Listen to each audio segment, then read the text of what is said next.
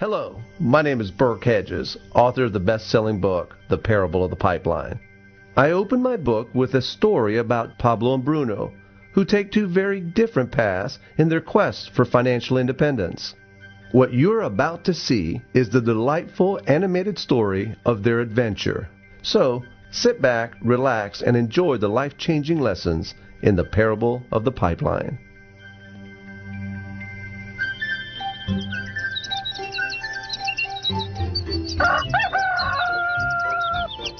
Far away, in a small village, near a beautiful valley, lived two friends, Pablo and Bruno. They were both young and dreamed of a better life for themselves. They'd often discussed their dreams about how they would become the most successful men in the village. They weren't afraid of hard work, and they searched for opportunities to help realize their goals and achieve their dreams. One day, an opportunity presented itself.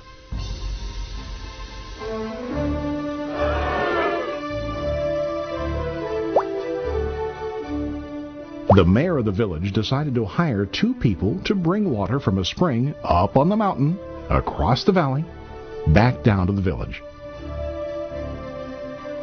They were to be paid based on the amount of water delivered to the village. Bruno and Pablo enthusiastically got to work.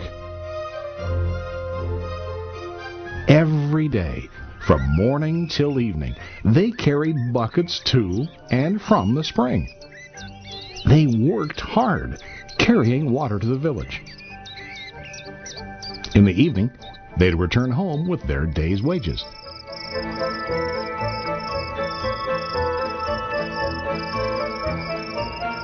Bruno was satisfied with his work and the money he earned.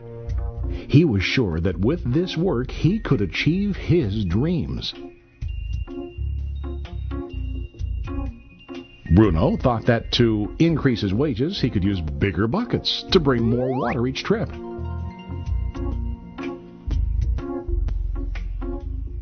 He believed with a larger income he would soon be able to buy a cow and the house that he dreamed about.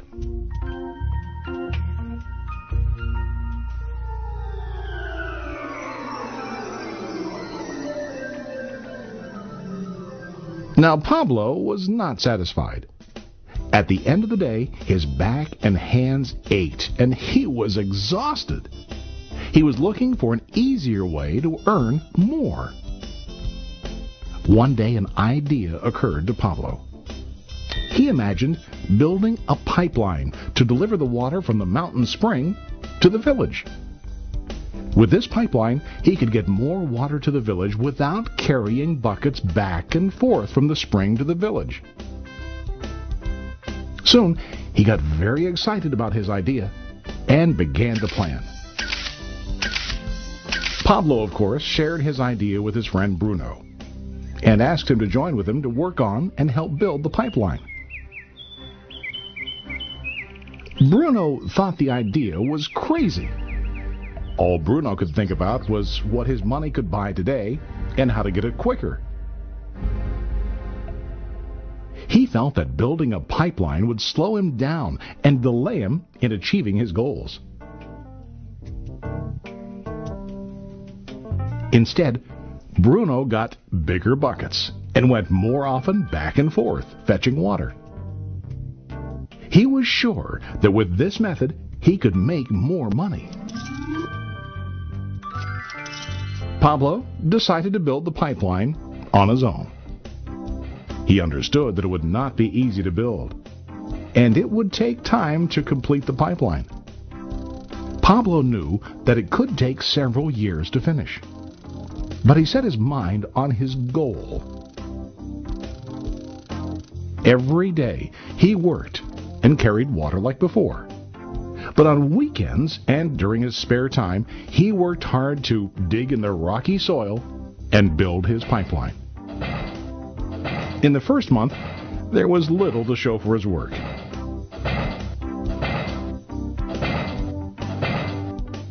Bruno and the villagers laughed and teased him. They called him Pablo the Pipeline Man.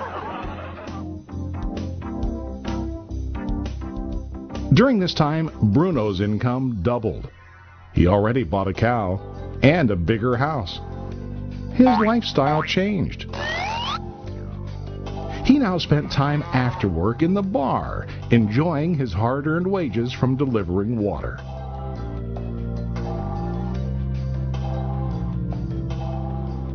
What Bruno didn't realize was that his body was starting to stoop from carrying the heavy buckets every day.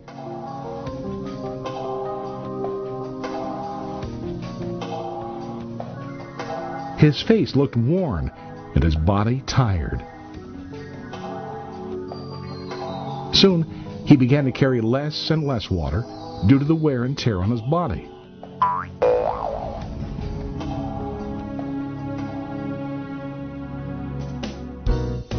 Month after month, Pablo worked.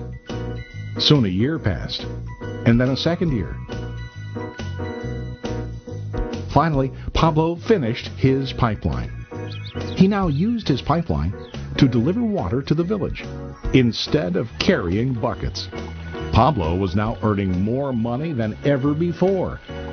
The water continued flowing to the village, while Pablo wasn't working. While he slept and ate, the water flowed. Pablo was happy and proud of his insight, persistence, and hard work. Now his income flowed as long as the water flowed through his pipeline.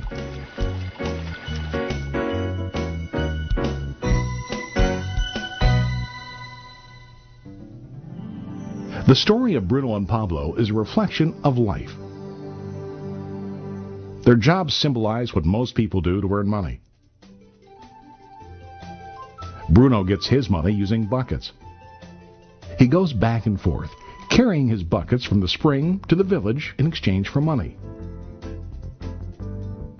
To increase his income, he either has to go more frequently to the spring or to use larger buckets. It's common in real life to increase our income by working harder. For example, working overtime or getting a second job. We also increase the size of our buckets by accepting a higher paying position, which often includes spending more time on the job. Most of us exchange time for money like Bruno. We know that every person has only 24 hours in the day and that it's not possible to use all our time to work. The most difficult time comes when we can no longer exchange time for money due to age, health, or other reasons. Then, our income stops. Now let's review what Pablo did. Very wisely, Pablo did not exchange all of his time for a limited income, but he used some of his time to build a pipeline. He knew that the pipeline would bring ongoing income as long as the water flowed. An ongoing income that multiplied the time he worked each day. Pablo knew that someday, maybe because of age or health, he would no longer be able to exchange his available time for money. Pablo knew that if he could make his idea of a pipeline work, then he only has to do the hard work of building the pipeline.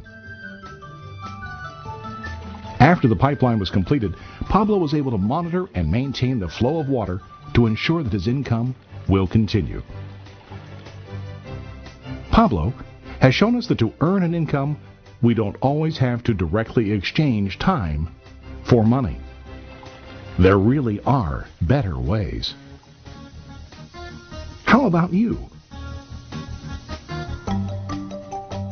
Are you still like Bruno, who directly exchanges time for money? Or do you want to be like Pablo, building and maintaining a pipeline for ongoing income? If you are interested in the idea of building your own pipeline,